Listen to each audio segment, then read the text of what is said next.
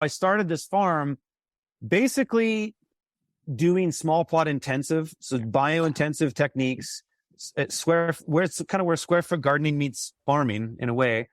And it started very lean. I started this business on $7,000, and then I made money right away. Like my first farmer's market, I made a few $100. You know, it paid for myself, my time, and what I did, and I just kept scaling it because I found the model of farming was profitable in the sense that it was very different than building a food forest. The market garden is like literally just turn and burn. It's like you can turn over a piece of land, amend the soil, whatever, and you can be making money on it in less than 60 days. Because you're growing quick growing crops, which also happen to be high value crops, especially in the culinary industry. That's really where I kind of got started. And so, I just had this business model, made 22 grand my first year. Next year made 50 grand, just running me and then somebody else part-time. And then got it to a point where actually I went really big one year. I had 8 people, and there was like 4 employees and 4 partners. I joined another farm. And with my ex-girlfriend at the time, or girlfriend at the time, who was my ex. And that was a disaster. I scaled it until it was like, I found out where its limits were. Yeah. Then I came back in that year. That was a tough year for me. That was 2013. I had lost this relationship fell apart. My business fell apart. I was down. But I jumped back and I just rebuilt my business on just what makes money, basically. Yeah. What's turn and burn. And my primary focus was short-term crops. So anything 60 days or less. And there's, a bunch of different ways you can go there. There's high seasonality crops. So crops that I can at least grow in 3 seasons. Yeah. And then there was, price per pound, popularity. Like it's got to be a thing that people want. But basically I just kind of applied these conditions to everything I grew. And I just found out like, holy shit.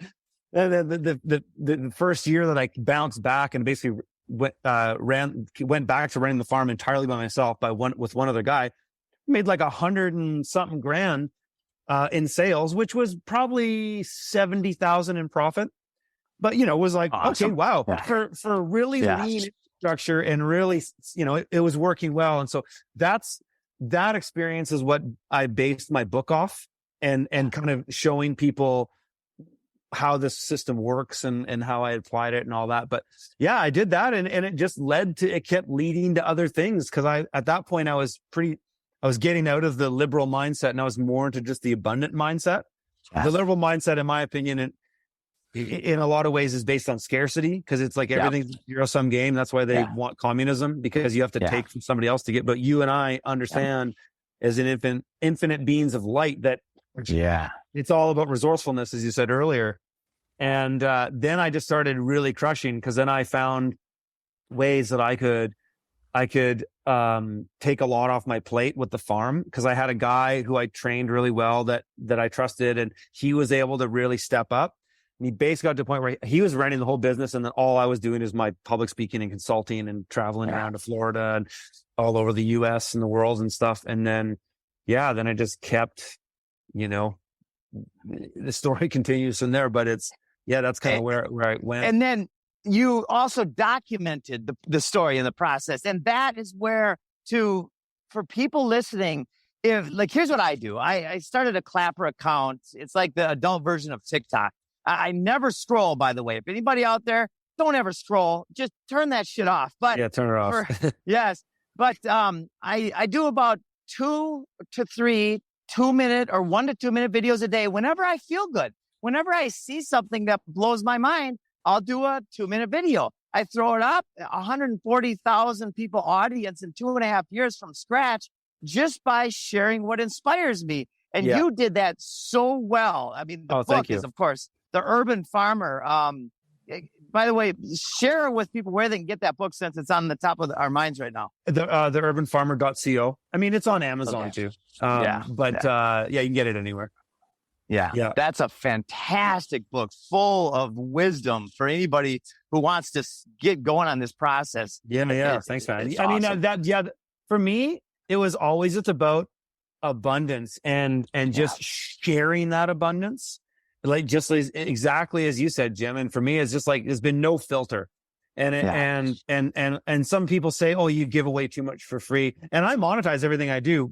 The way I've monetized, because I gave up being an actual commercial farmer years ago. I mean, 2018 was my last year of commercial farming, and I've just been an entrepreneur doing other stuff, consulting and public speaking, which I do. I don't do it all anymore. All I do now is create my own content, but I have a team now of our company's called Freedom Farmers. And so what we've done is, because I started making online courses, I was one of the first guys in our space to do one. And now we find other experts and build courses for them, because my team is just insane. We can build a course in 7 days. We can just, we go to an expert, and then we basically my team will basically just download their brain over 7 calls.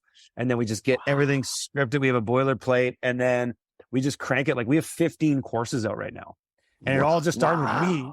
And I don't even have a course anymore. My course is gone. We replaced me with another guy named Jonah Kroc-Malnick, who's a way better microgreens farmer than I was, crushing like $750,000 a year microgreens farm in Toronto.